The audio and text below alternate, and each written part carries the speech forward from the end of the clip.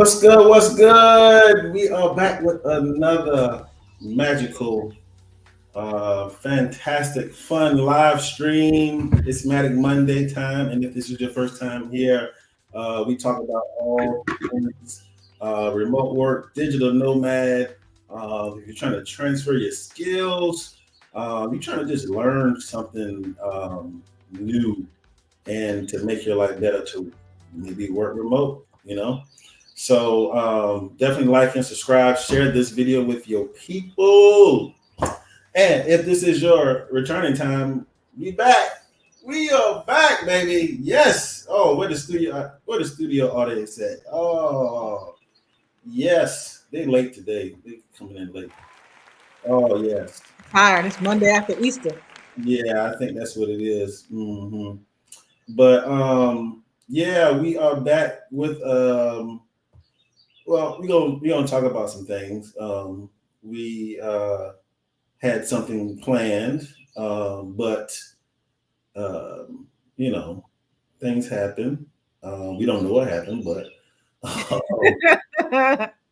we can't explain it.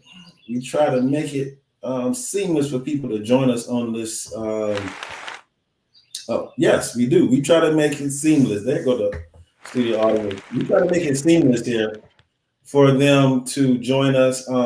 We have a guest by the name of Bad Luck Kitty. Damn. Is her is she having bad luck today? Because it kind of seems ironic. Maybe this is an April Fool's joke. Are you April Fool's joking me right now? You know what? This could be the April Fool's joke show. That's what it could be. Ah, look at that. Look how you turn lemon into lemonade. Yeah, we joked. We said we was gonna have somebody on, but she ain't coming on, man. We gonna talk about something different.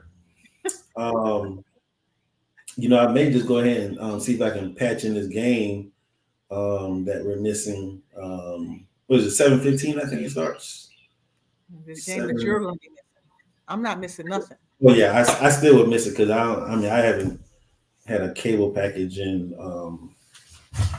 that's probably been about 4 years now. But I don't watch TV like that. If it ain't on YouTube, what's YouTube TV? It's on YouTube. No, I mean YouTube, the apps. YouTube, Netflix, the streaming apps. The streaming apps. For those who don't know, first of all, those who don't know, my name's Tiffany. His humble co-host, beautiful, humble. Give you your intro. Anointed, amazing, well-traveled, very busy co-host. Yes. Give it up. We're talking about the women's Final Four, which is, well, actually, the women's Elite Eight, right? To see who goes to the Final Four, right? Well, anyway, Iowa playing LSU is Caitlin Clark versus the entire stacked LSU basketball team, women's basketball team.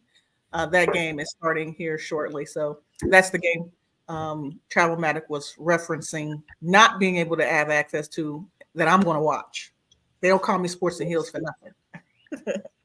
Yes, she's going to watch it. But, I was so rude. How was your weekend, your Easter weekend? It was good. It's track season. So I was officiating a college meet this weekend and always great to it was a beautiful day. It was 70 plus degrees. Sun was out. It was windy, but it was a great day to be on the track. And it's an Olympic year, so it's a great time. Was that you? That's you. That's you. That's not me. It's not. You sure? I'm positive. That's your cricket down internet streaming. I got cricket internet. Cricket don't even have internet. Mint mobile internet. Is that what you got? That's what you got. Mint mobile. Yeah, it was a good weekend. How about yours? It's the dark web, AT&T. No, I got AT&T on my phone data. But I have Comcast. Okay, so you were one of the 70 million customers whose information got leaked to the dark web? Yeah. Awesome. They got all my info. Oh, it's crazy, man. People want to be cheap. They don't want to get to that cloud. They need to get to that cloud. Yeah, Uh, now they have to 70 something million customers, social security numbers and everything. Everybody don't know AT&T announced today that they had a data breach and 70 plus million former and current AT&T customers um, information was leaked or sold or however they want to put it on the dark web, including social security numbers and stuff like that. So if you have AT&T or have had AT&T prior to 2019, be looking out for an email from AT&T notifying you of a data breach. mm-hmm. Definitely, definitely. Um, but yeah, you know, um, we can talk about actually. Why I wanted to have this so-called guest to come on. Merida is actually a place I need to go visit. It's on the other side of the Yucatan Peninsula. Like Okay. Cancun is over here, Mm-hmm. and Cancun, Playa del Carmen, Tulum. Then on the total opposite side, in the Gulf, is Merida. So Merida. closer to the Louisiana side Yes, of in the the Gulf. It's in the Gulf. Yeah. Gulf of Mexico. Yeah, it faces the Gulf of Mexico. The Wow. I mean, I think Cancun faces the Gulf. I think it can. The peninsula is actually in the Gulf. It's Right. still, but um, the true Gulf side is the Merida. There's another place too that's kind of popular, but it's a lot of black people that's going there. A lady by the name of Aja Arrow, I think her Mm-hmm. channel was. She kind of put me up on um, Merida, Merida, it's Merida, Mexico. Um, I think I want to say around the pandemic time. I'm trying to see if I can find her. Is it a coastal town like Cancun? Coastal town. Like on the like access to Yeah, oceans it's like a and Cancun. Hmm. okay. Yeah, Hmm. I am Hmm. not familiar with that And part of Mexico. yeah, let me see. Let me see. Oh, so it looks like it's the capital state of the Yucatan. Okay. I'm sure. Um, yeah, this Wait, is so if the state is called Yucatan, I didn't know Yucatan was a state. yes. And Yucatan is Merida is the capital of that state. I didn't know Mexico had states. Did you know yes. that? Yes, they have I want to say 13 states. Um Really? Mexico states. How many? No, 31. I got it backwards. 31 states. I know it was three somewhere, and I thought it was 13, but yeah. And one federal district. That's Mexico City area, MCDX. Hmm. Um, but yeah, it's a lot of people, and she had this just following her story, um, following that Kitty story. She has a kid, and like they have other kids in that area. Like they have like a little black community. Let me see if I can find some of the stuff. Since we're gonna show it, might as well just show her. Uh, I'm gonna need you to get that bitterness out your voice. Get what out my voice. I'll get what out my Bitterness. Oh no, ain't no bitterness. I just hope she okay. Hope she's I'm okay. sure. What was her name? Bad Love Kitty. I want Yeah. to explain this name to this on this channel. Um, I think it was a short that showed. Um, she had a cool one too about man, her home place she's renting. I think it's like 880 a month. That was in 2023. In 2027, she was paying seven something, like 790 maybe or something like that. In Mexico, Yeah, and it's a 4 bedroom. a house. It's Yes. probably a villa. Well, I mean, yeah, it has a pool too for 880 a month. I was like, wow, Wow. that's crazy. I'm trying to pull it up now. I was like, man, I thought she was gonna say she had a 1 bedroom or a 2 bedroom. She said she had a 4 bedroom. And I heard it's actually going up in that area actually too. Um,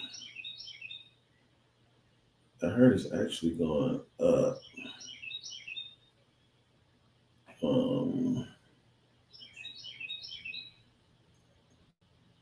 but I wonder what the cost of living is there. I mean, overall. overall, well, I mean, so you can see here how our house, like, it doesn't look like a shabby house. It's a modern, very modern place she's living in too. Yeah. Is my sound? It looks very nice. And she gets to decorate? Wow, they never allow you to do that. Well, I mean, I guess if she's moved there, right? She's renting this place that she's moved to. What happened? I said she's renting this place that she's moved to, right? This is not like an Airbnb. I don't know. I don't know.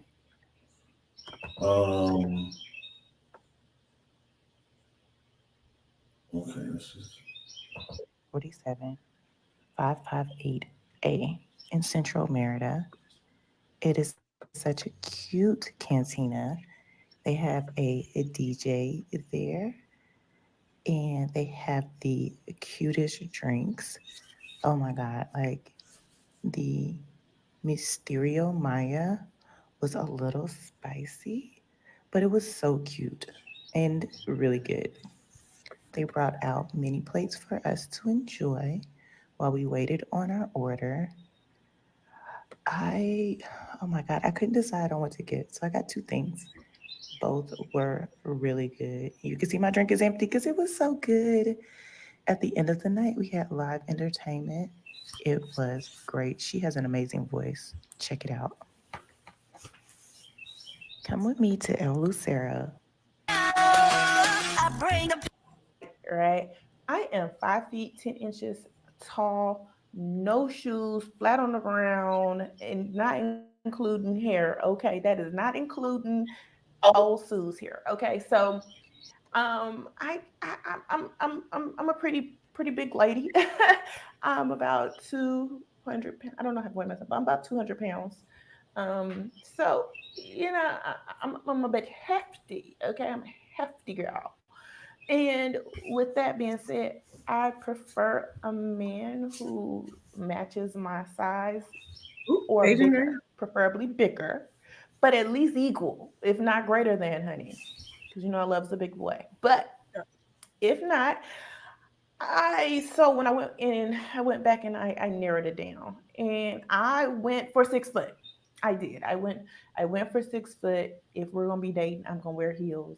Why are we not seeing her travel video? Her travel video. Why are you watching this video? I am 5 feet 10 inches tall, You no should, shoes, flat talk on the about life. ground, and not including hair. You Okay, want to see this? not including old No, I want foods to here. see more Okay, about her so life, her family's life in and Mexico. I Merida. have heard from a woman who is now in her 60s, and she told me, she said, "I'm so proud of you."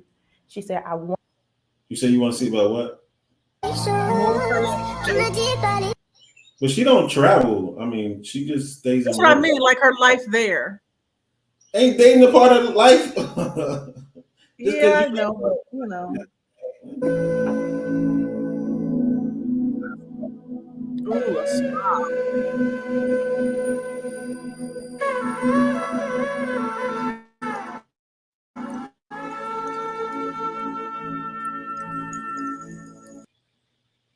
Have you noticed that when you're traveling to places like this, um, how they have, like we just saw, two restaurants at least that I saw based upon, or two establishments based upon in her videos that have social media logos on their door, um, kind of promote they want you to tag yourselves in these locations. Are you starting to see that a lot more when you're abroad? I know I am, but I wanted to know if you noticed that as well. That the business wants you to tag them? That they have social media logos on like their windows or their doors to kind of let you know like they're popular on social media.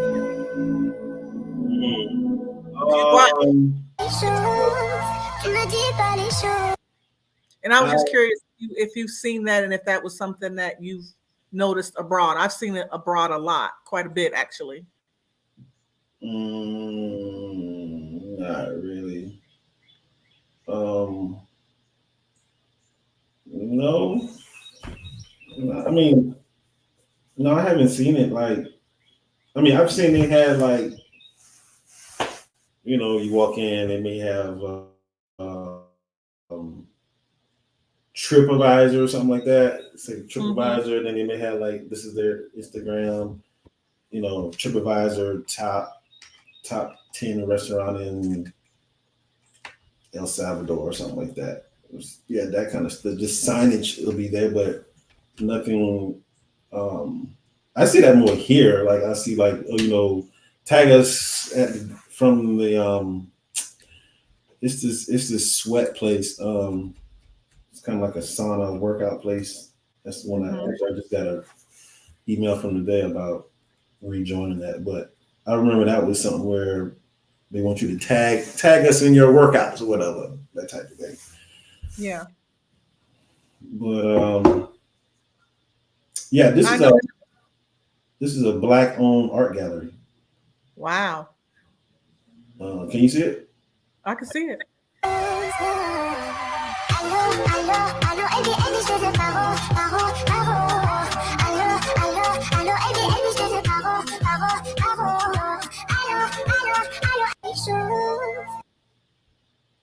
That was a little daughter. I thought she had more in here.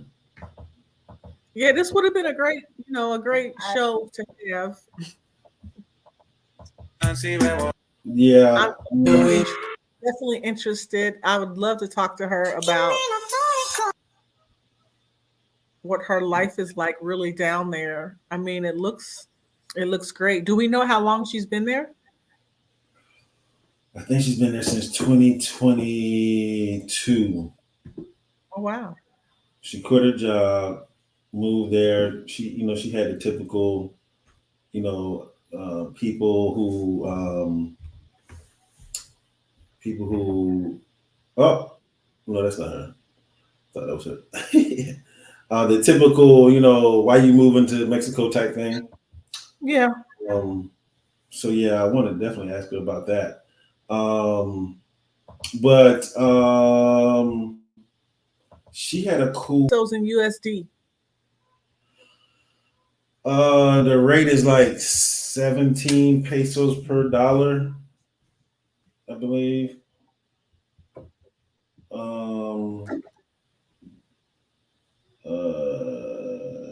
200 pesos is $12. Oh, So she's in a place she's allowed to decorate. So that's cool. She has a really big place. Look how big it is if you got, all of that.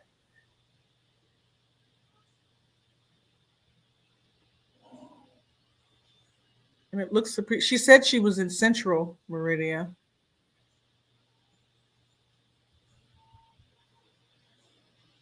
Did you freeze, Adrian?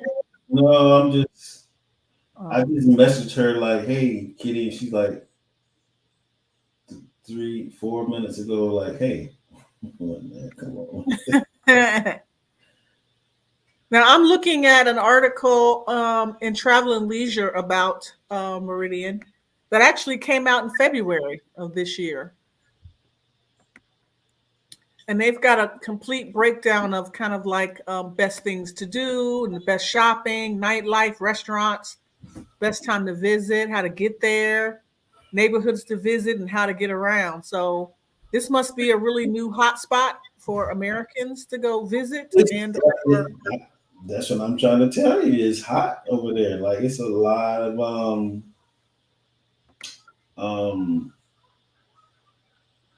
there's a lot of Americans over there. She did have something on her page, had a lot of people I saw. Um she was saying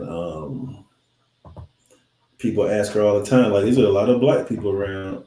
No, it's not, is it? Oh, this was kind of interesting too. Oh, It was like a crazy bird. I can't do it, but like this crazy bird. And also was this really crazy bird that was like a crazy bird. I can't do it, but like this crazy bird. And I was just like, oh my God, what is this? This is a crazy bird, right? He was probably running from the jaguars.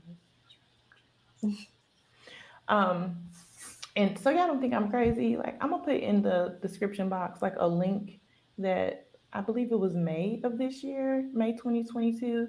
Like they were trying to smuggle a baby jaguar through the Merida airport. I mean, I don't know exactly how they was thought they was gonna pull it out, but yeah, they were trying to smuggle a baby jaguar through the airport here in Merida. Like, come on, be smarter poachers, people.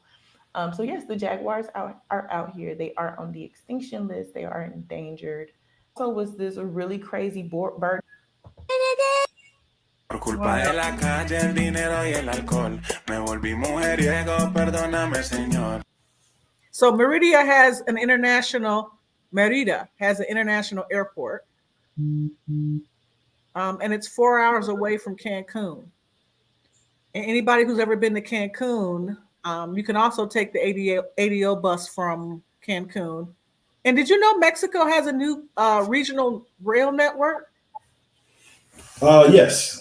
That stops in Merida and connects to Cancun, Playa del Carmen, Tulum, and Palenque. Did you know that? Now, I did know of the rail from um, the airport. The airport is the central point where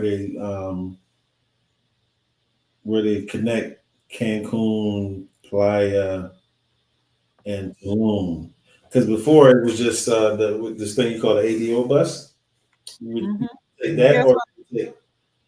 or you would take a taxi. Now the Mhm. ADO bus, it like from Cancun to let's say Tulum is like the last stop. Mhm. It would be maybe like $12, and it's like 2 hours. It's a 2 hour ride from the Cancun airport. Um, and taxi will probably charge you almost about anywhere from $80 to $100 to do that.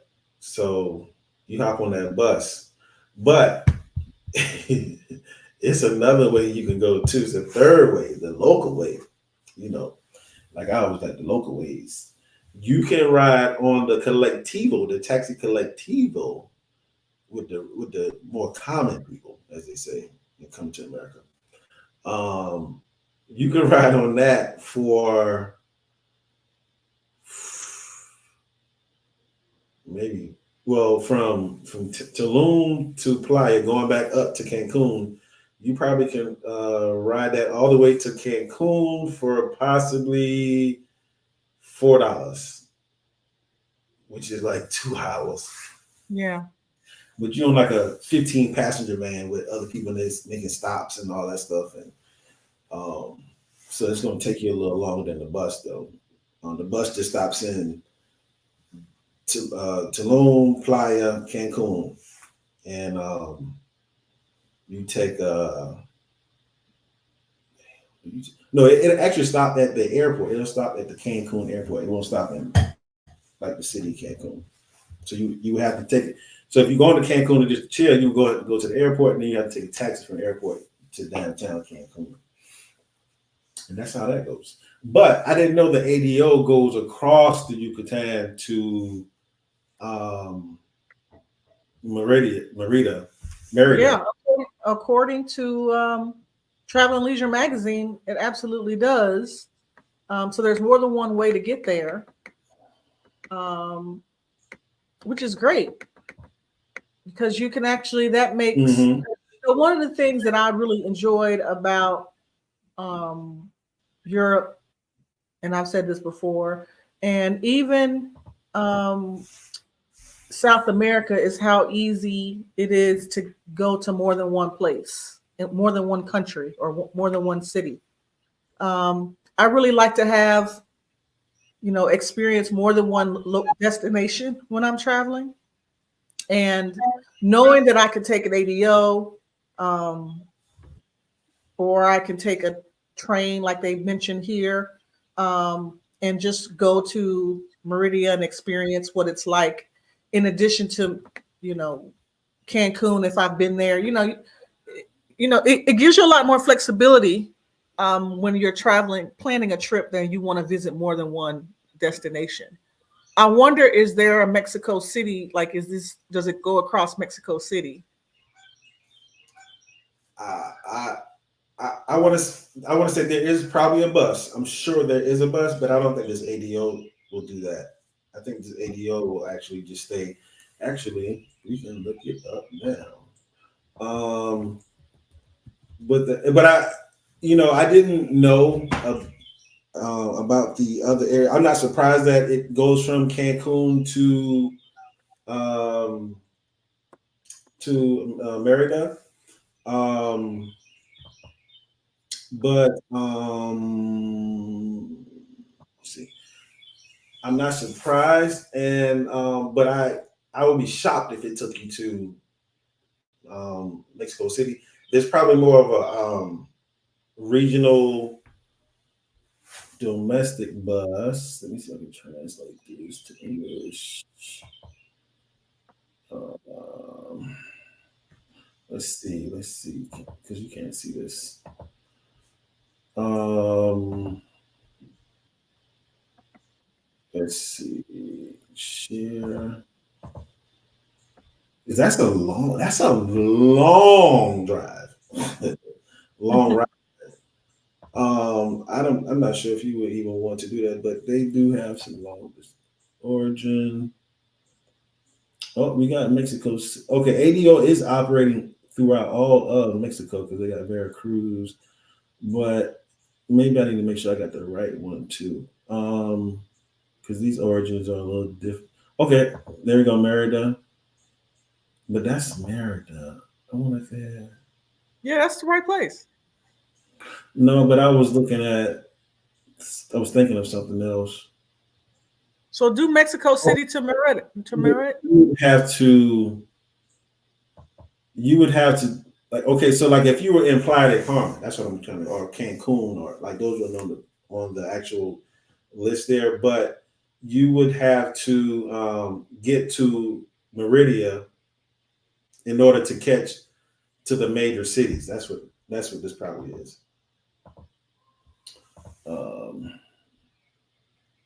I'm sure that's. You have Hacia donde Viejas.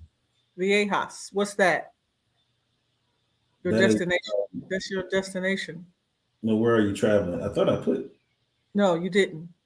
I'm clicking on it now. You're clicking Hacienda. You already got Mexico City. You got to pick another place. So pick Merida. Oh no, I meant to do this one, Merida, and this one, Mexico City. There we go.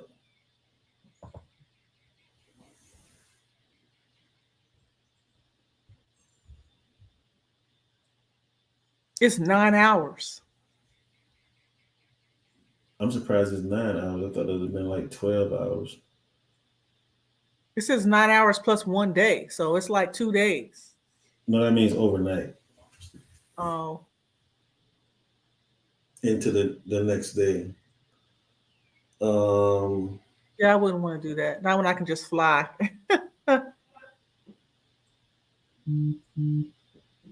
I'm not that pressed to see Mexico City. Well, no. The reason why sometimes I would possibly do that, actually, because I was telling I was telling our guy Jermaine, he's in Rio, Mm-hmm. and I was telling him that catching the bus from Rio to Sao Paulo. Some people do that. It's like a 9 hour, and some people like to see the little, the landscape of said country that they're in. Yeah, if I was in Brazil for a month, I'd probably do that. 1900 pesos. I'd probably go ahead and take the bus from Rio to Sao Paulo, assuming that it's safe. I mean, it can't be no different than taking the what do you call it? The Greyhound. This is two.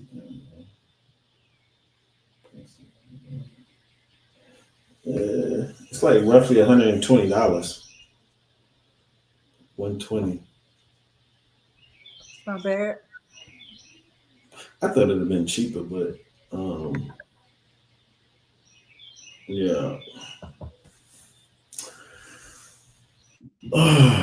Yeah, I thought it would Have have you ever been taken the cheap. ADO?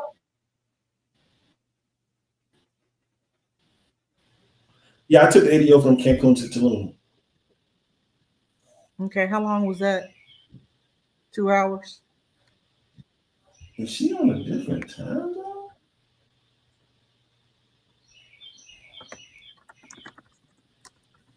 Oh wow. They're Central Time, so they're an hour behind. Oh yeah, she's online.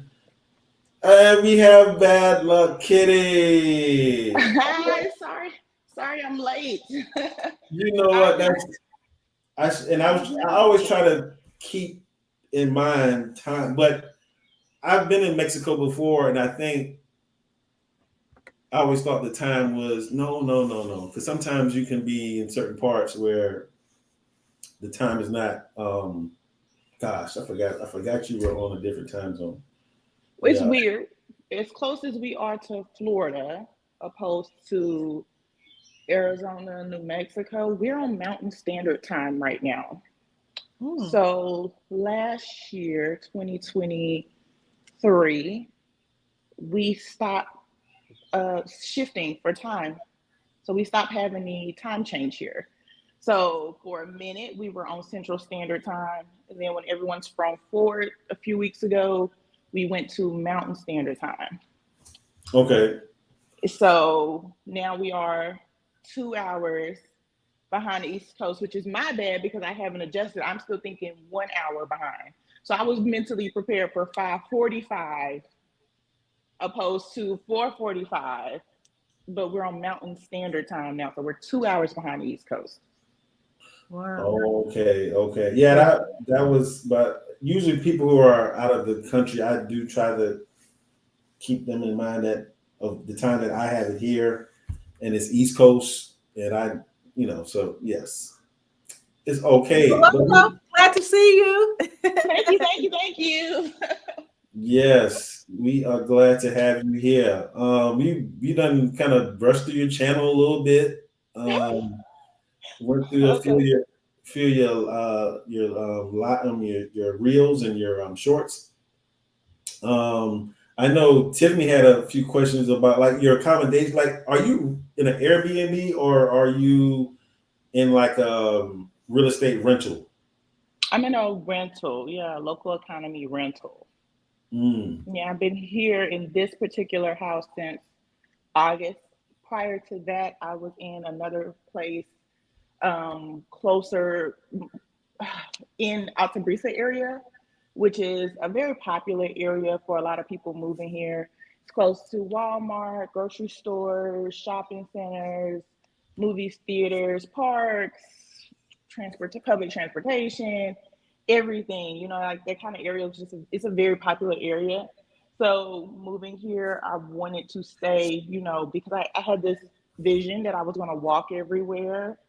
However, if you know anything about the climate here, it's too hot to walk. It's not like LA hot. It's hot as Hades here. Like it's hot, hot here. So the walking culture that people think about, that's not the culture here. Unless you walk early in the morning or later at night, Mm. because of the heat and the humidity, and then also nighttime is the mosquitoes. So you don't really walk as much. Living in the city, you get city noise.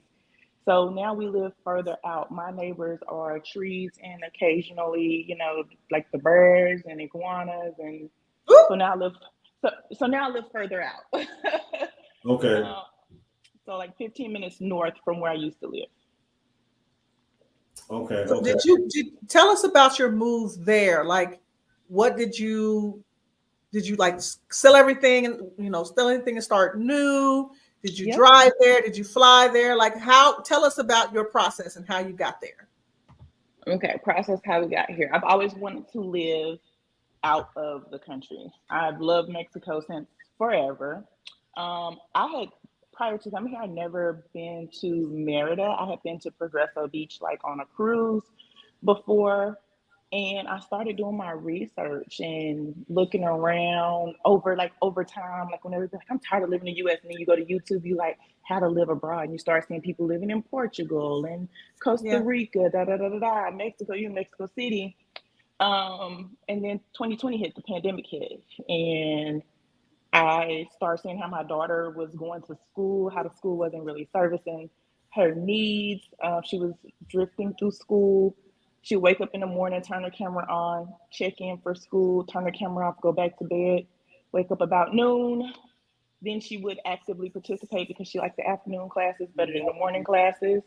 And I just said, you know what, at this point, the teacher's going to tell me you're failing, and then we're going to have a serious conversation because you're not being accountable. And I'm watching her because I'm working from home. And she's just like, whatever, mom, straight A's. Teacher's like, she's my best student. I'm like, ma'am, how's she your best student when she doesn't participate for half of the day every day? And, just over time, my previous employer forced us to do financial training and retirement planning. And I looked at it and I said, the cost of living in Mexico is, based on my current income and situation, plus retirement, I think we could be okay. And so I started planning to transition myself out. Watched a lot of YouTube videos. I read a lot of blogs. I bought a lot of ebooks from other expats. I bought a lot of books on Amazon from other expats. And I just joined in. Every time I heard about some type of community or WhatsApp group that came up, I would try to find a link and get into the community, get in the WhatsApp group, and figure out how it was going to go. Pretty much most people said they sold everything, flew in with 2 suitcases. I did not fly in with 2 suitcases. First time I flew in with 6 suitcases while my daughter was in the States. The second time I flew in with 6 more suitcases, but that time with my daughter and my dog. And we've been here ever since. And I've just purchased thing like furniture and comfort items. Once I knew I was going to live here, I just started really making it home. Like little by little, I pick up things along the way. I have Black art in my house, which is not something that's very common here, but you've noticed that there's a lot of expats moving here. So if I can find something that I feel like speaks to me as a Black woman here in Mexico, I get it, because I want my home, as much as I live in Mexico, I still want it to be a representation of who I am. So I just work to, cultivate a space that feels like me.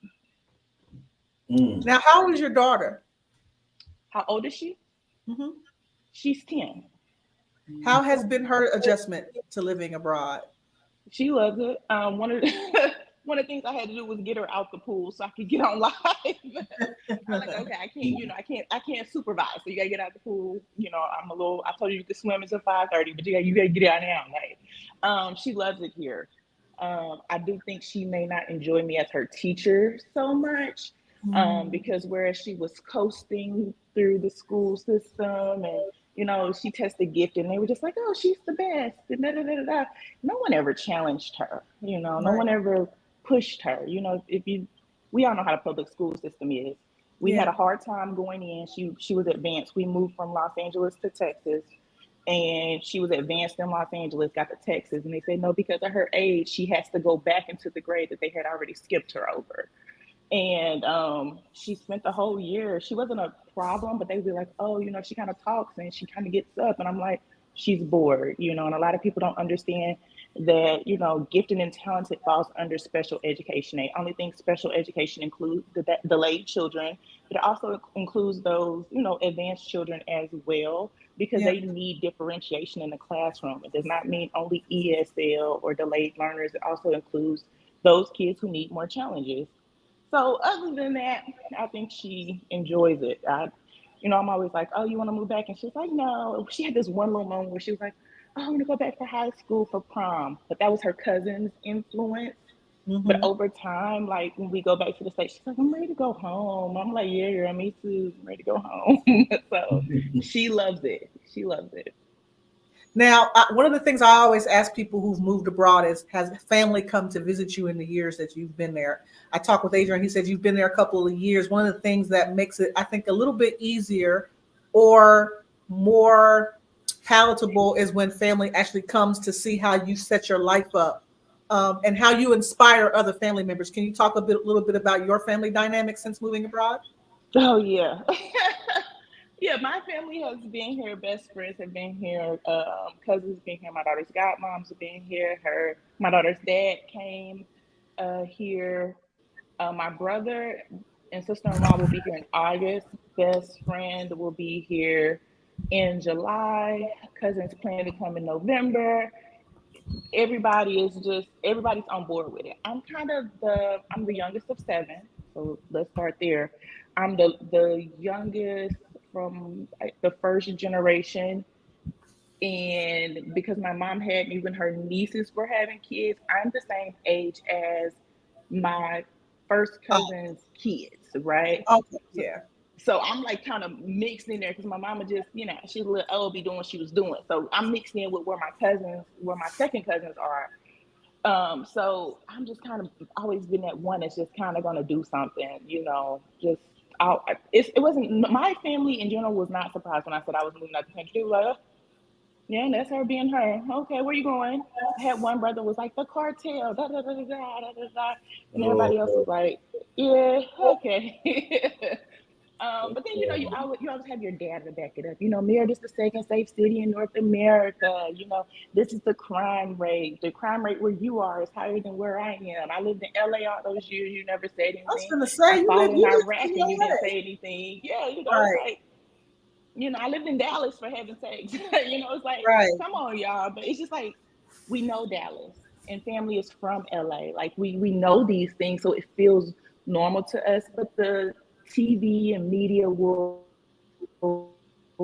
make it seem like everybody in Mexico is starving. Everybody in Mexico is trying to migrate to the U.S. Everybody in Mexico is fighting the cartel and human trafficking and organ donations, organ trafficking and things like that. When that's, it's normal people, it's normal everyday people here, just like in the U.S. I mean, we go to Atlanta all the time and the human trafficking there is ridiculous, so just one of those things.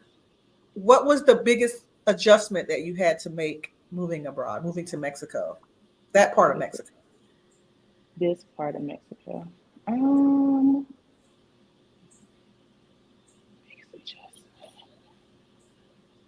Because you were in Texas, right? Right. I was in Texas for 2.5 years. Prior to that, I was in Los Angeles for 7.5 years. Prior to that, I was in El Paso for 8 years. And then prior to that, I grew up in Arkansas my whole life. I think my biggest adjustment moving here, I think, would be the food. there's this expectation that all of the food in Mexico is good. And I know somebody somewhere is going to be like, how dare she say this? But in general, like being, Texas, got Tex-Mex, which I'm not really a fan of, but California, El Paso to California has that Northwestern Mexican cuisine, which I love. Mm-hmm. And the food here in the Yucatan is it's not good. It's more Mayan than Mexican. Okay. And so I think that's been my biggest, you know what? No, the other thing is, being a single woman here. This culture is not designed not being a single woman feeling unsafe, but being a single woman in a household. Oh, okay. There's always been an imaginary husband around, all the time.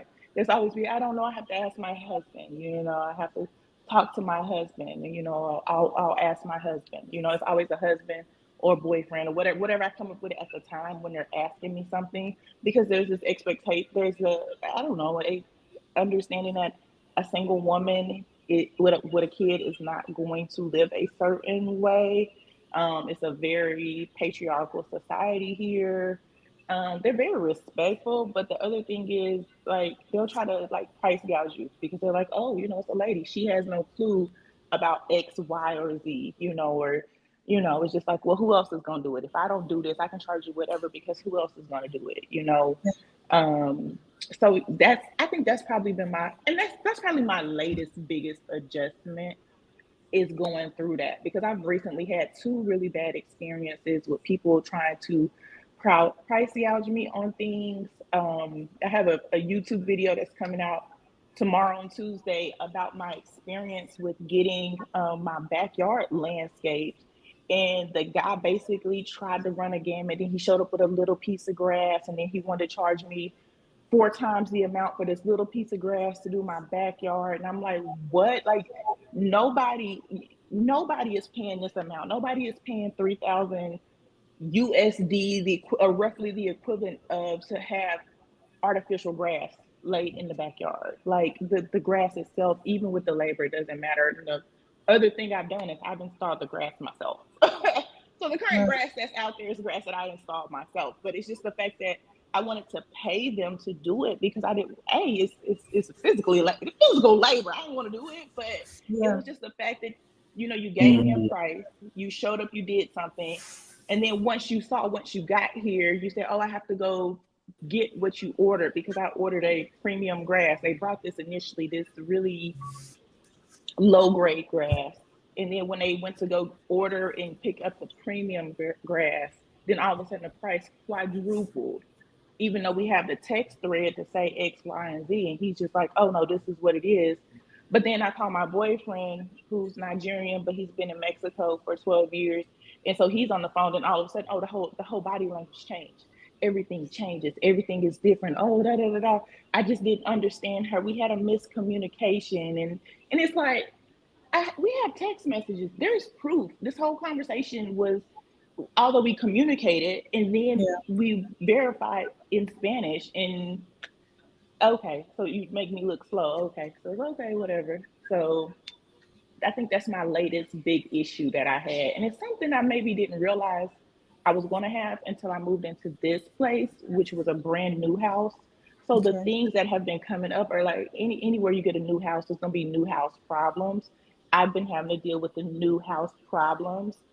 And so it's required me to work with a lot more service people, opposed to my last place. Everything was already set in place and taken care of. And my landlord was on site. My landlord here lives in Puerto Morelos, which is like an hour and a half away. So he contracts out to have people do things, which requires me to be the person on the ground. And the price, I'm telling you, once they see that +1 country code, I mean, the number is already higher. The number, for my air conditioner, for example, it was 2,100 pesos. But then when I text them the address, they see the +1 country code. All of a sudden, it's 3,700 pesos. And it's like, come on now. Everybody else paid, 12, 13, 1,400 pesos. 2,100 was already high. Right. But then once you see the +1, and all of a sudden it goes to 3,700 pesos. So it's, wow. Yeah. Mm-hmm. Sorry to rant. I didn't mean to rant about it. Oh Yeah, no, no. I'm still feeling it. You know what I'm saying? I'm still feeling it. Yeah, I was going to ask you, how long have you been traveling? Because I get that myself. When traveling to any Latin America, anywhere where there's a peso. If there's a peso as the common dollar, on the common sense of form of currency, you're gonna get gringoed if you're American. Like Mhm. that's even, or even in the islands, you're gonna get gringoed in the islands. If you're not from there, you're not those their people. They're gonna come and get you for some extra money if you're American. Mhm. Yeah, no, absolutely. I mean, learning the language has helped immensely. Making Mhm. relationships with local people here, my neighbors. I know I feel so bad sometimes, like going to ask them stuff because I'm like, does this make sense? And she'll be like, no, Kitty, no. And then the next thing you know, she's on the phone with her husband. Da, da, da, da, da, da, da, da. She'll be like, no, here, call this person and let him know that Marco said da da da da. Da. And then things change, and I'm just like, why do I have to do this when if you treat me fair and you treated other people fair, then I would just refer your information. Like the guy who Yeah. does my fumigation, he did it at my old house. He does pretty much everybody I know. He's on time, speaks a little English, and he's respectful. His price is slightly higher, but it's consistent. You know what I'm saying? Like I don't know if everybody else gets a lower price, but like, if he says 550 pesos for this area, this 2-story house, this area, everybody in that area with a 2-story house gets the 550 peso rate. It's not 550 base peso rate because I drove into your provider, which is like a gated community, and I realized this is today is 700 pesos, so you're a Yeah. 700 peso client. It's not like that. It's consistent with everyone across the board, so it's like if you keep consistent and you keep realistic, yeah, everybody gets paid more if they speak a second language, even in the US. So Yeah. if you want to charge me, a little more because you want to be accommodating in English, I get that, but for you to be like, oh yeah, the service is a 550 peso service is now 1,200 pesos. Like, come on, like why? Let's be honest. Let's be real with each other. Your housekeeper, she gives you a good rate from what I saw on your channel there. You love your Yeah, housekeeper. but that's because I found my housekeeper. I found my housekeeper through the security guards here. So it's kind of one of them things like if you get in with the security guards and you have questions, you can ask them as well. I know they get tired of me like, man, she don't know how to do nothing. But out here, a lot of the people come from like the smaller like pueblos, the smaller little towns out here, and they Mhm. have to take buses to get here. So while I only know like 2 or 3 of the small towns, there are a ton tucked off in the woods, in the jungle out here. And sometimes you'll be driving down the road and you'll just see 3 people standing on the side of the road. It's just like trees and woods along the road. You're like, where these people come from? But then you go a little bit, you will see a dirt road. If you go down that road, it'll be a whole community down there, stores and Wow. schools and all type of other stuff. So if you know the security guards, most of them come from those areas as well. So you talk to them and they'll give you, because they want to maintain relationships, like they get it, they Yeah. want to maintain a relationship and they know that I talk to my neighbor. So if I talk to my neighbor and my neighbor finds out I'm being price gouged, they could lose the next house, or they could, what I'm saying? Because then it's developed it's a trust, you know what I'm saying? It's a trusting relationship. So they don't want to be seen as untrustworthy to other people, within the community. And also the fact that the expat lifestyle, even here within the Yucatan, it's like very close in because it's more Mayan culture opposed to Mexican culture. So like my neighbors, all of my neighbors, my whole street are all from Mexico City. So some people, some of the locals look at them as outsiders, although they all are Mexican, Wow. they look at them as outsiders because they're from Mexico City. And I just kind of fall right in I fall right in the pot with them. So it's like, it's not like they have a sense of, I don't know, loyalty to us because we're all not from here as Right. well. I saw on your channel that you had a little video about people questioning you about, is it black? Is there a black crowd in Merida, like expats, kind of like your what you call those language exchanges type things? Y'all have Yeah. like events, and I think y'all had a pizza party or something. I saw on one of y'all like birthday party. There's It's a lot always of something. kids. It's a lot of kids down there. Ton of kids, tons of families, tons of single moms here. Um, Single mamas. Tons. Listen, we probably got the Black expat single mama capital. Like if we was probably to run a competition, it would be between here and maybe Portugal, I guess, would probably be like Yeah. the single mama safe havens of the world. Um, God, it's so many. So it's a lot of Black people here, right? But not on the scale of where you would think, like if you went to Atlanta or something Right. like that, you know. So there's like it's two sides to that, right? Everybody's like, there's no Black people there. I'm like, yeah, there's Black people here. Okay, so it's like three things maybe we should say. So the first thing is, yes, there is a large Black uh, expat community here. All right. With that in mind, people think when you say expat, it only includes African Americans, right? You have to understand that there are Black expats from Canada. Okay, Canada. My boyfriend is Nigerian. He, his family, and friends are here. It's a whole gang of them. When I was at immigration, I was in line with Ghanaians.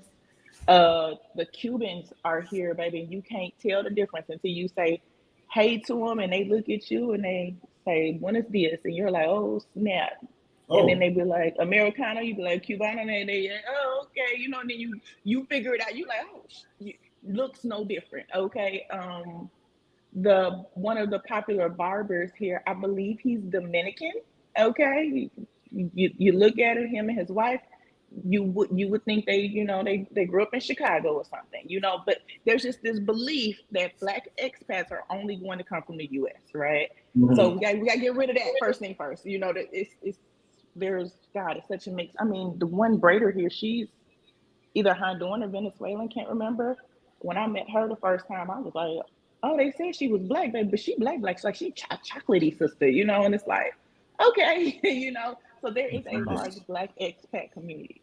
So some people feel like when they get here, because we say that there's a large Black expat community, that as soon as they get off in the airport, that they're just going to see us like regularly, you know, like you know, for every 10, you know, non-Black people, you're going to see, you know, 3 or 4 Black people, and that's not the case. You know, I'm saying the population here is massive, it's growing. And in addition to Mexican natives, then you also have to look at the number of Canadians that are here, Australians, British. Like it's a large expat communities from other countries as well, right? So you get here and realize, okay, not only is it Black people and Americans from America, but it's also the white people from the. Can you say white people from the diaspora? Does that work? I don't know. No, And the white people from around the world. There we go. We just say white people from around the world. colonizers from around the world. White people from around the world, and you know, in addition to the locals, you know.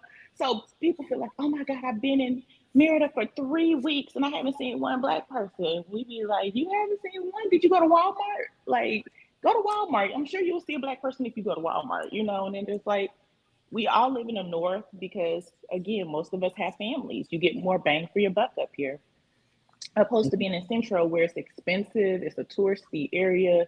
You're gonna get gringo when people come to you and they say, "Hey, how you doing? What you got going today, baby?" You already know they're about to try and sell you something. Like, What do you mean by Central or North? North Merida or yeah, so there's the Central, which is like the center of Merida, downtown? Kind of like the downtown? down, like, yeah, like the downtown area.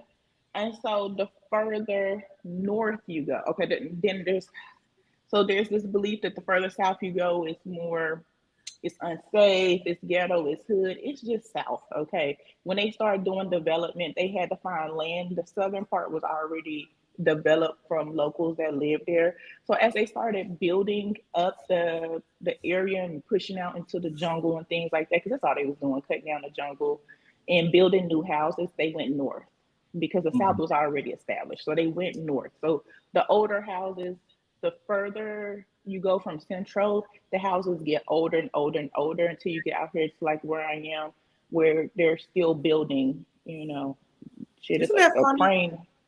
Isn't that funny how no matter what country you go to, they all say in the north is where it's nice, and in the south is where it's ghetto or more scary. It's all no matter where I've gone, it's always been like that. And it's normally just due Most to places, the yeah. proximity to the city center. You know what I'm saying? The further Yeah. out you live, the more land there is. So the further out you go, the more you can build. But people seem to, they don't think about that. They just think, oh, because it's the South, it's the hood, or it's old, or it's run down. Yeah. But the other thing is, a lot of the houses here, you can walk by the front of the house, and it'll be like this old doors. A lot of the doors are really beautiful, but it'd be an old door, like chipped up paint. And you open it up and the house is like beautiful on the inside, but just looking at the street and looking at the door, you like, it's just it ain't no telling what I'm gonna get when I go in here. But then you go inside and the homes are beautiful. So it's again, it's also a mindset thing. In the US, we show our wealth. A lot of times your wealth is based on exactly where you are in the community, what the Yeah. house looks like. Your house Yeah. could be completely empty on the inside, but the outside looks beautiful. You drive a really nice car, but your bank account Yeah. got $10.10 in it. Yeah. Yeah. So it's a mindset shift. It's a Yeah. lot of things you have to think about, opposed to here where family is most important. So the interior of the home will have more of the things that you need to accommodate your family and make your family comfortable, opposed to the exterior of the home. Right. Nice, nice. Challenges. And so, do you travel throughout the area, like because I was explaining before you got on that, just giving people an ideal of, because I've been looking at Merida for 4 or 5 years now. Like I told you, I think when I first met you, the girl Aja Arrow was talking about the just like cheap living. It was just she just settled in Meridian. And all these other black people. I think she kind of motivated a lot of people to come to that area. Mm-hmm. You know what I'm talking about? Yeah. Okay. And so so you have Meridian on the left side, which is in the Gulf, and then you have the Cancun. And like, do you go to Cancun and Playa Yeah. sometimes, or? Yeah, I just got back from Playa this morning. Oh, okay. Actually, yeah. So Do you take the bus or the because I haven't been there since 2021, and I was telling them too, like they didn't have the rail; they only had they had the ADO bus, they had the taxi, and I told them I rode on a little thing called the Taxi Collectivo. The Collectivo, and so that's all they had before.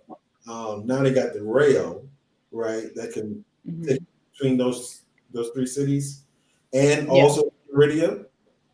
Mm-hmm. I think it goes down to Campeche and Chiapas, the Maya train. I haven't gotten on the train yet. I feel like they threw the train together too fast for my liking. All right. I mean, it's like an Apple phone. I'm gonna need to, I'm saying, I need to run it through the kinks a little bit. It was kind of like the president trying to stake his claim on, like, I did this thing. Now, do I think that the train is a good thing? Yes and no. I don't like how it was thrown together so fast, and it's displaced the animals, and they've gone through a lot of the Mayan historical sites because they didn't do the proper excavation before going through with the train. They just kind of went through on, like, this is the route we want to go, so we're gonna go this way. This is the cheapest, most effective route, so we're gonna go this way. I don't like that, but if I don't get on it, it's still gonna run. If I get on it, it's still gonna run at this point. However, I need them to work the kinks out for it, right?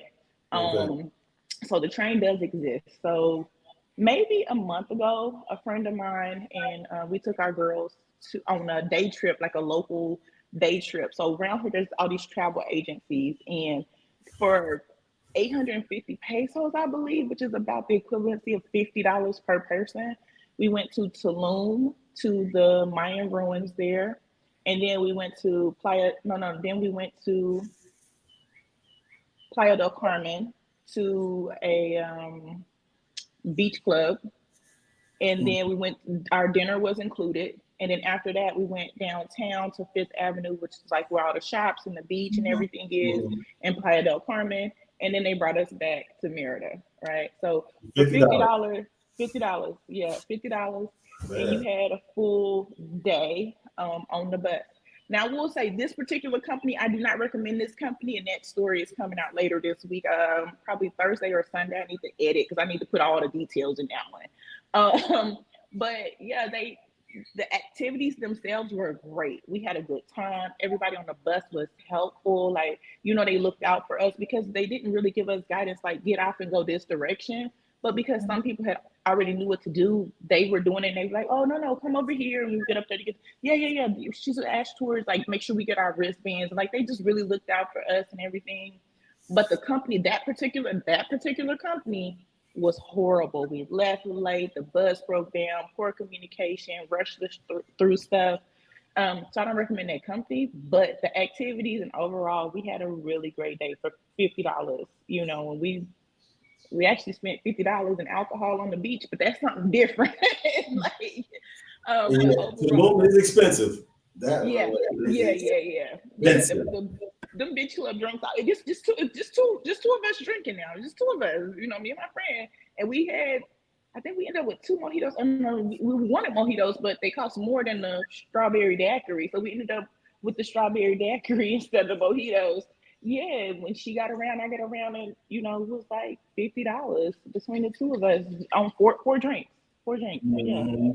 But overall, it's a good time. When you travel, it's a good time because that's the equivalent of just an ADO ticket to get to one place. So to go 3 different places for that one price is great. And we have residency. So on Sundays, the archaeological and historical sites and museums and stuff like that are free to residents and citizens.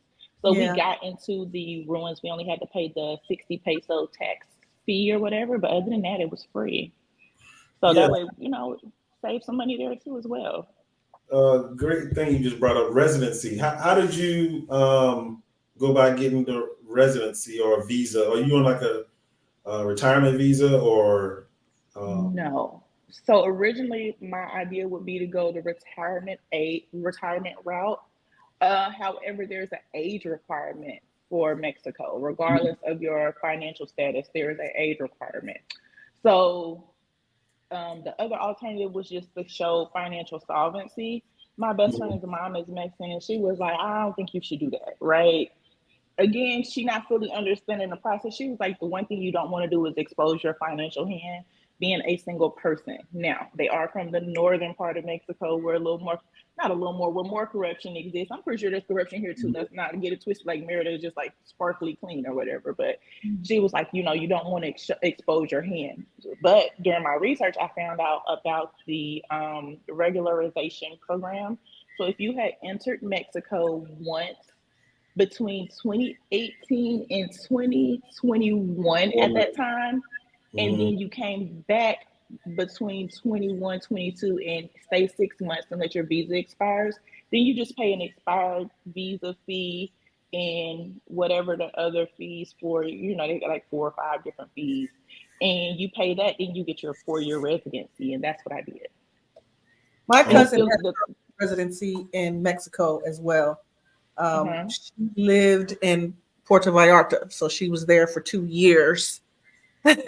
And she's retired and has her, I don't know if she's on that retirement residency, but I know that she just got that in late 2023. Okay. So I have to ask her about that. I'm going to ask her about Merida. Ask her. Yeah. I'm trying to come see her if she's back in Mexico. I love PV. That's one of the first cities. Well, when I was younger, we went to like Juarez. Like I lived in El Paso, so we would cross into Juarez. When I lived in LA, we would go to Rosarito and Tijuana, all the time or whatever. So like, border towns are different because, it's like it's kind of like being in LA or El Paso. You just on the other side of the border. Right. But PV, oh my God, that was like my first like into Mexico trip. And I was like, I really, I really loved it then. And that's kind of what sparked my love for Mexico. And as I was driving around, or not driving around, but going around visiting different cities or whatnot, I realized like, I just really love the vibe here. I don't know, I just love the the energy, how it's like carefree, like it's like, you know, colored people time. We all know what Yeah. colored people time Yeah. is. Yeah. Like, they got colored people time, but it's next level. You know what I'm Yeah. saying? Like 3 o'clock is like literally any time between 2:45 and 8 o'clock tomorrow. Like it's really, and it's just kind of like understood. And so many people are so irritated by it, but I'm just like, they'll get here when they get here. You know what I'm Yeah. saying? But everything in the US, we're just so structured, expect everything to be just on time and so rigid, and it's not like that here. And that's one thing I truly love.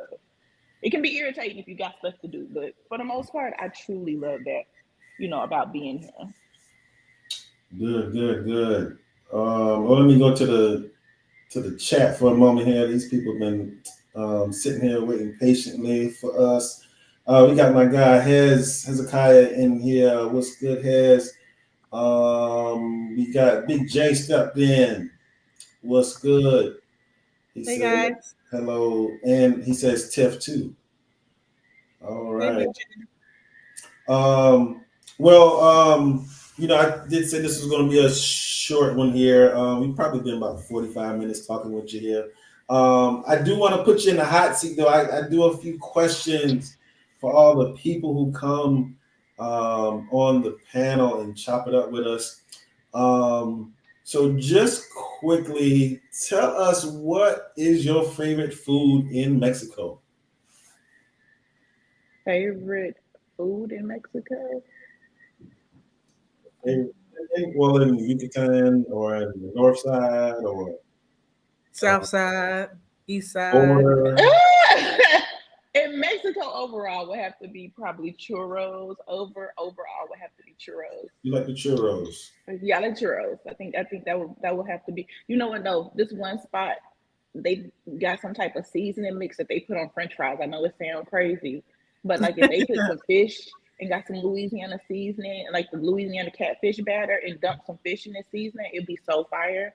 But yeah, it would have. I don't know, churros. We'll go with churros. Churros. You go with churros? So you like the ones that's made on the side of the road, like or like Mm.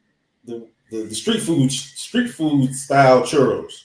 Yeah, yeah, it Okay. definitely. Like, there's a park that the kids skate at on Wednesday night, and they have like all the little vendors out there. The park here is completely different than the park there, but they have, you know, the street vendors out there, and they make churros, and you know, what I'm saying, they drop them. You get you some fresh churros, and you Ooh, know, it'd be cinnamon warm. and sugar. Mm. You know what I'm talking about? Yeah, you know Yes. I what do. Yes, I do. I'm talking about. Churros. Okay. Favorite drink? Favorite alcohol or just maybe fresh squeezed juice type drink or uh, Yeah, alcohol I or not? love that you can get the fresh juices here. So I would say like the fresh squeezed pineapple juice, but Mm. also at the same time that pineapple with a little, you know, Don Julio Reposado in it, or some Don Julio Sustenta. You know what I'm saying? Like, yeah, it's good. It's good Yes, time. yes, Do they yes. have fresh papaya? Yeah, they do. Yeah, Oh, papaya's everywhere here. I'm not a big fan of papaya though, but it's really? everywhere. I Yeah. used to love papaya as a kid. Now you can't find like good fresh. I mean, I'm in the Midwest, so that's like the worst place to be looking for fresh island type fruit. But yeah, Yeah. papaya is one of my favorites. I used to love it as a kid. Yeah, love me some papaya. Here you find it a lot. You can find it in the Mexican markets, especially Hmm. black markets. Um, how is the dating scene in Merida? I would say, well, I guess I could say is good because I have a boyfriend, but I don't know if that's everybody's. If that's the same Okay, for because every. we were showing a reel that you were talking about. You like I'm 5'10", I'm around 200, and I'm a tall woman. Maybe that was Uh, before you met your boyfriend or whatever, but Probably. it Yeah, was a probably. reel. Yeah, probably. I probably had some hair back then too, but um, yeah, no. Okay, so the thing is, like, when it comes to dating here, right? Because like I said, there's a lot of single moms here. Black women, we mostly, people hear me say, mostly prefer Black men, preferably Mhm. African American men. You want a man that you can relate to, that understands you, and that you can at least understand each other language wise, right? And then it comes down to the fact that I am 5'10", like 200 something pounds. Like the people here in the Mayan, my daughter is 10 and she's taller than the housekeeper. I Okay, was so gonna just say that. you know what I'm saying? Like it be, Yeah. like I'm talking to, like I'm be uncomfortable with that. But there are, again, from other parts of Mexico, the men tend to be a little taller. So if women are open to expanding their options to dating non-African American men, they can find mates. I mean, I'm telling you, anytime, the Canadians, baby, I swear they in love with the cocoa. The locals are too. I'm gonna just be honest. It's always, hey, always, the winks and the kissy faces and the oh, let me help you with your bags. Let me, it's always very, flirtatious, and very accommodating.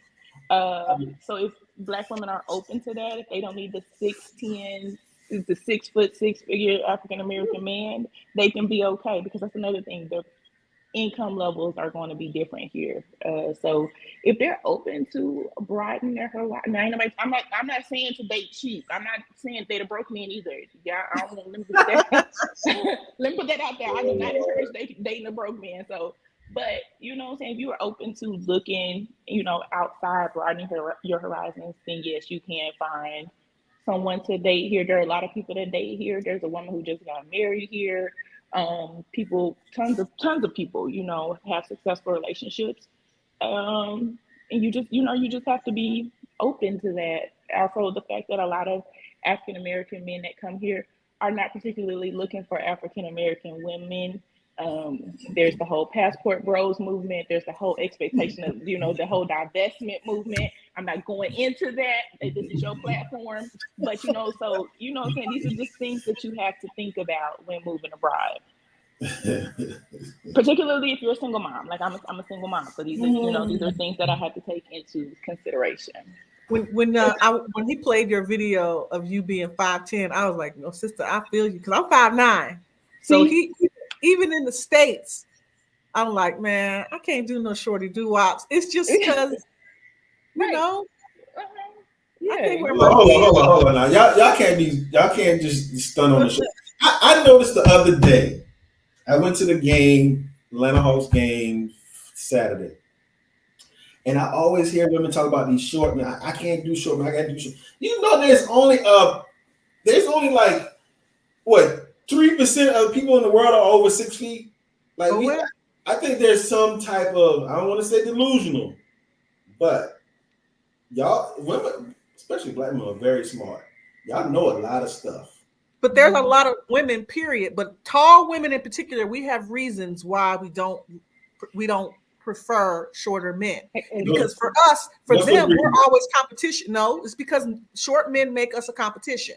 It's always a physical or some kind of dominating competition thing, because we're taller. So they're already, come on, Adrian, we have self-esteem issues, and their height is a big point of contention for them, for their self-esteem, and they take it out on tall women. It's just a fact. Even for years, oh, you at Amazon. I'm like, okay, exactly. Wonder Woman is Amazon. Like, let's focus on this, right? Like, it's always, oh, you at Amazon, or you out chop that tree down. It's always something. It's like, sorry, but who gave the short man a lot of time? The short man complex. They're boys growing up on the playground. Oh, you short, you little, you. They didn't have to battle this their whole life. They don't want to go into a relationship and to continue to battle that. I dated a guy who was like 5'11", and he would always be like, oh, you always got to put heels on. I'm like, so you met me in heels. It wasn't an issue then, but now you feeling some type of way. I got heels on. Like, what am I supposed to do? Now, I also will say this fact: if you are 5'1" tall, why do you need a 6'3" man? Okay, like, ma'am, if you don't go get one of these decent looking 5'7", 5'8" men and leave the giants to the rest of us, please. Like, ma'am, like, come on now. Like, I want my kids to be tall. Why you want to carry these big old babies around? Like, make it make sense, okay? Like, just get you a man a little bit taller. Why do you have to go for the tallest man you can find? So you know what I'm saying? Men, it's the same thing. I just say date who you want to date, but don't come with your low self-esteem. You could be, if you're gonna be 5'7", come with I'm all man. You know what I mean? I don't need to compete with you. And I actually celebrate your height. I celebrate that you tall and you voluptuous and this and that, and not take my height as a challenge. Like if that's what you're gonna do, you keep that energy. I'm good. But if you come in and you confident, I don't care how tall you are. Really, just it's really the ones that have low self-esteem. So y'all know who y'all are. Well, it's a whole lot of y'all out there. So don't act like y'all know. Sitting right now, and be consistent. It's you. Kitty, is it too much for me to ask how tall is your boyfriend? He's 6'2" and some change on the conversion. He tells me in meters. I can't remember, but he's like 6'2" and some change. Okay. So I will say this: anything I want in life, I get. So I don't look at the world. I look at the world with a mindset of whatever I want, I'm going to get. So I have, as much as I've been open to dating men now of equal height, like I'll do like a 5'9" you know what I'm saying? Like I'll do a 5'9", 5'10", but again, even then it hasn't been that issue. As soon as I put heels on, or if I wear Harachis or something, you know what I'm saying? Now I'm taller, now you feeling some type of way or whatever. Or if it's taller men around you, then you're feeling some type of way, you know. Yeah. So you know what I'm saying? I don't want to have that. I got a whole lot going on in life. I don't need to have that going on in my relationship.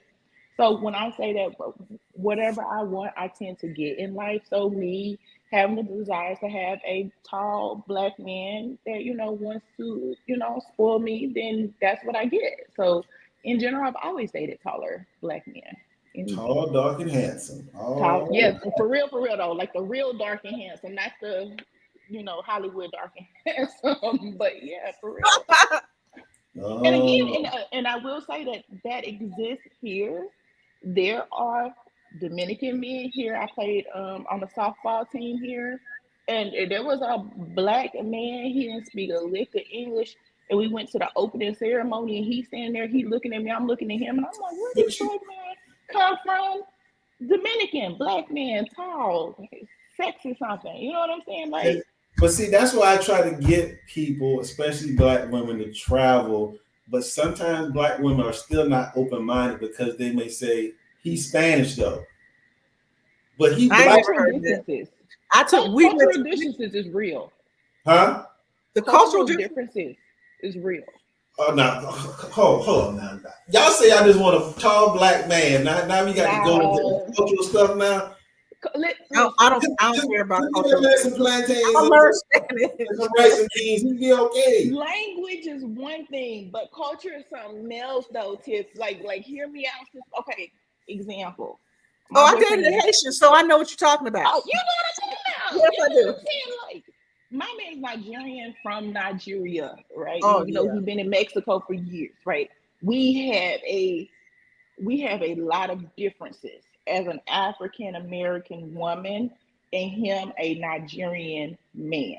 Like I went on vacation this weekend. Me and my daughter went on vacation with him and his family to Playa.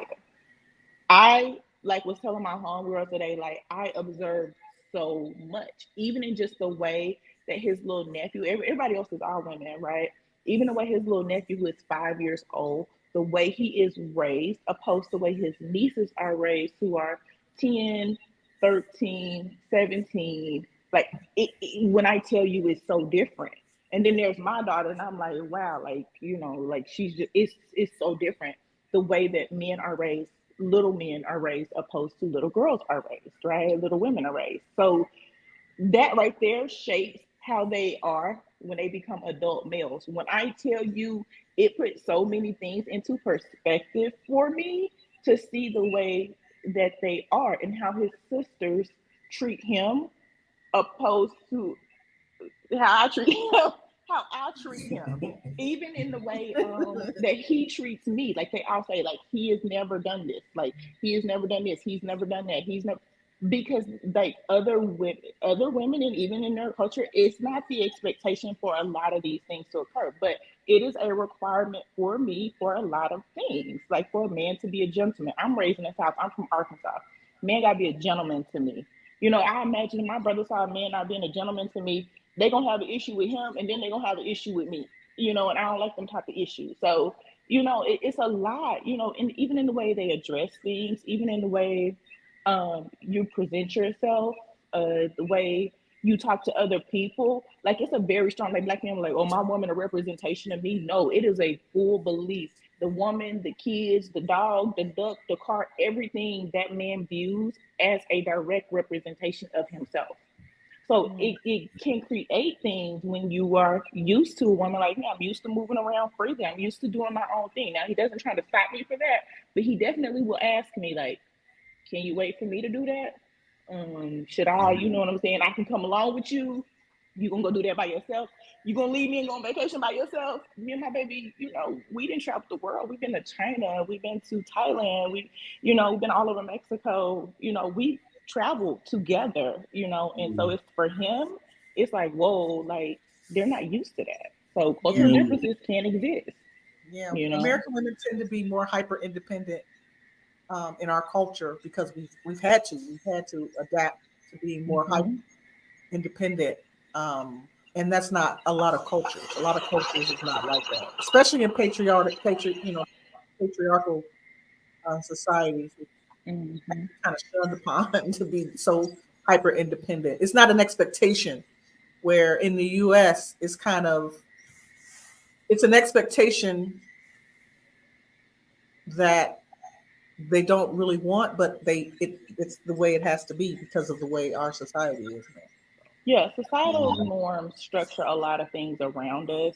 And as much as I hate the argument on the internet, men, women, I don't need a man, men, let's just get rid of these women, you know, and, you know, if all the men were taken from the US, then women could go outside and women, and, you know what I'm saying? It's just all these briefs, and it's a lot of hurt and trauma embedded in all of that, that until everyone identifies their part in each of these things, then we can all move forward.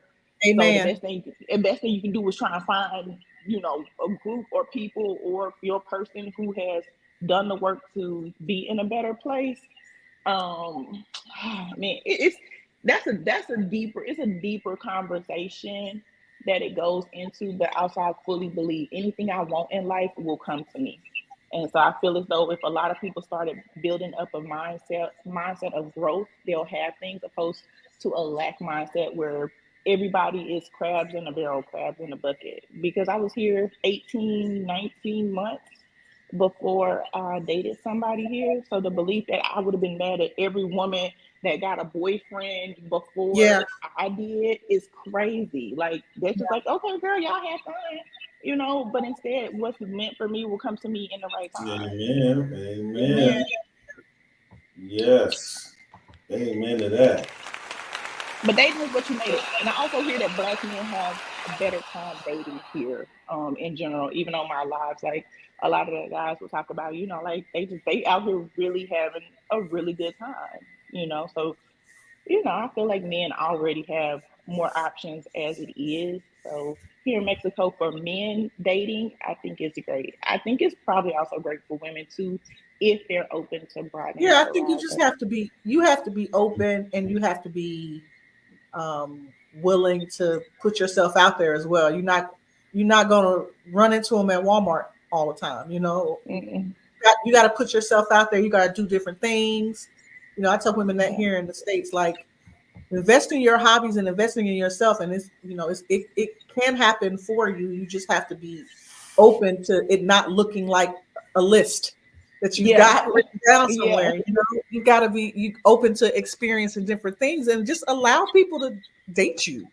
You know what I mean? That's Mm-hmm. women or people get so caught up in wanting to be in a relationship that they don't allow people to date them, because how do you even know what you want if if you've not dated for real? Yeah. So, Yeah, you've been in your house watching TV all the time. I'm always like, so what they supposed to do? Come break in your house? Like, you know, the women out here like, oh, I can't date that girl. What he gonna do? Come break in your provider? Everybody know you got to get an invite, show your ID to get into the provider. How he gonna get in there? He gonna climb over the wall into your house? Now you calling the police on him. But you was looking for that man. That man was supposed to come get you, right? Like you can't do that. You know, you gotta put yourself out there.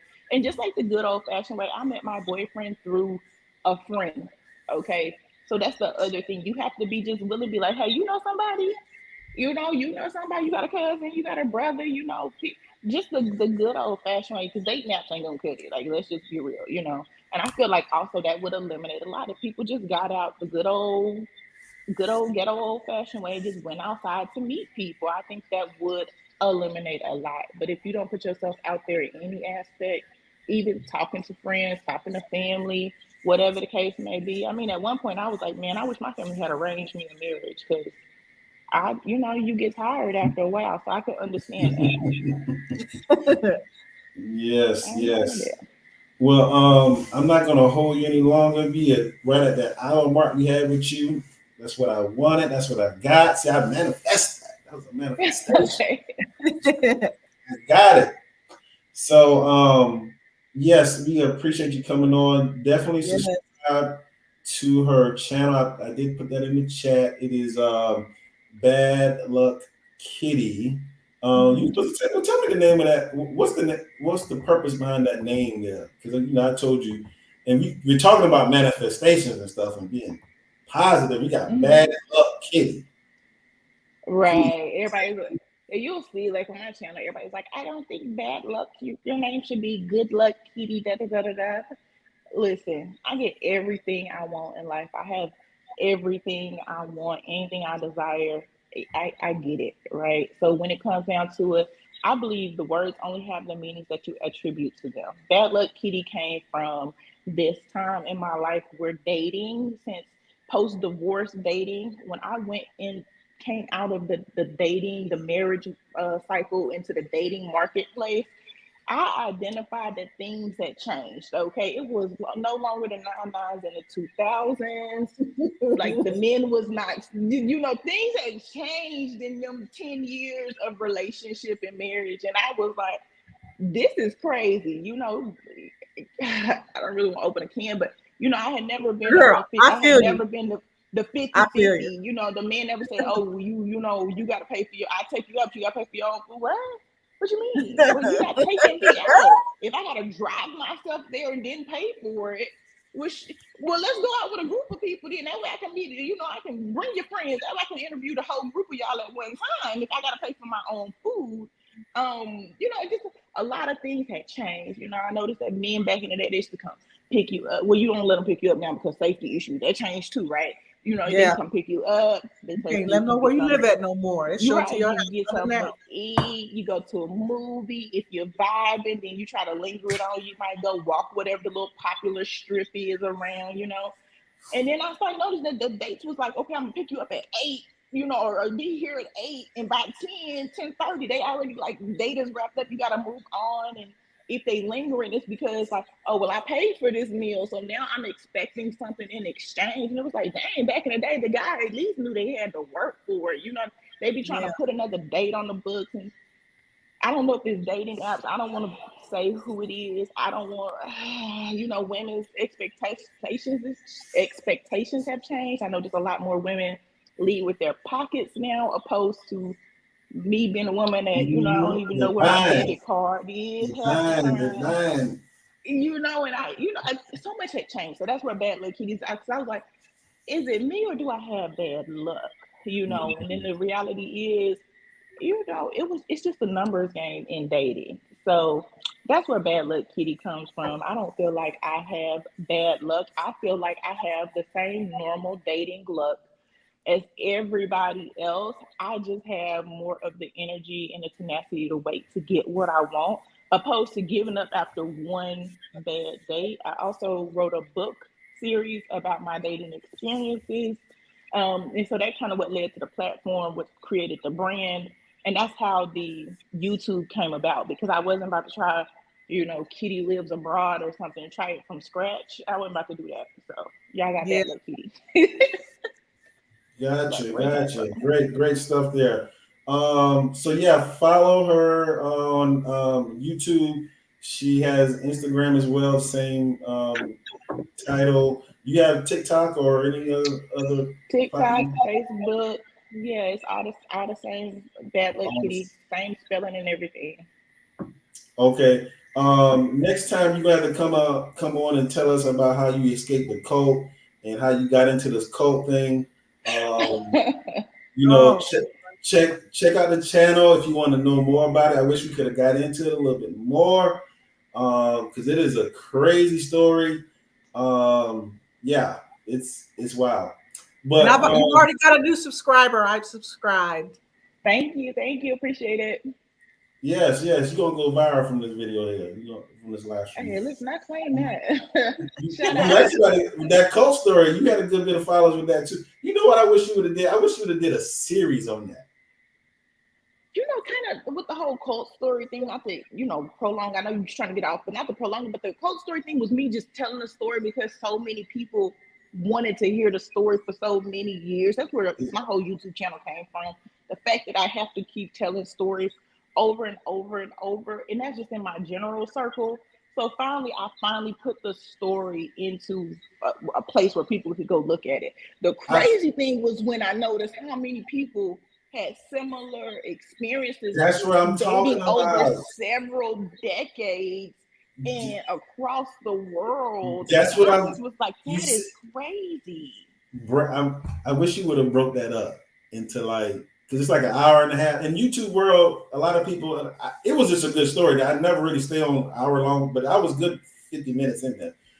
Till something else happened, I dropped off. But I think I may go back and check it out because, yeah, I did go down a rabbit hole because I was trying to figure out what's this group about or whatever.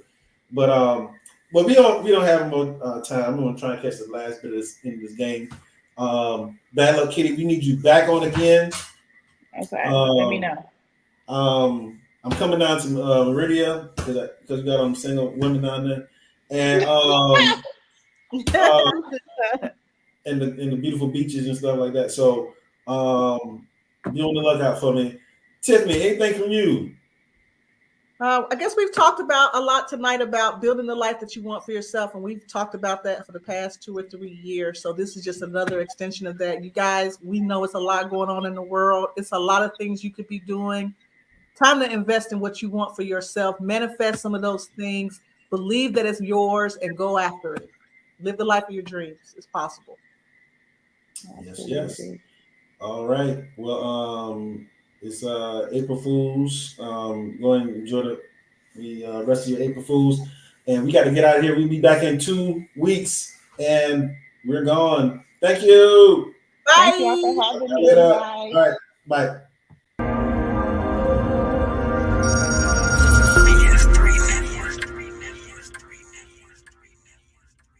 BS3 Network. Changing the way you watch TV.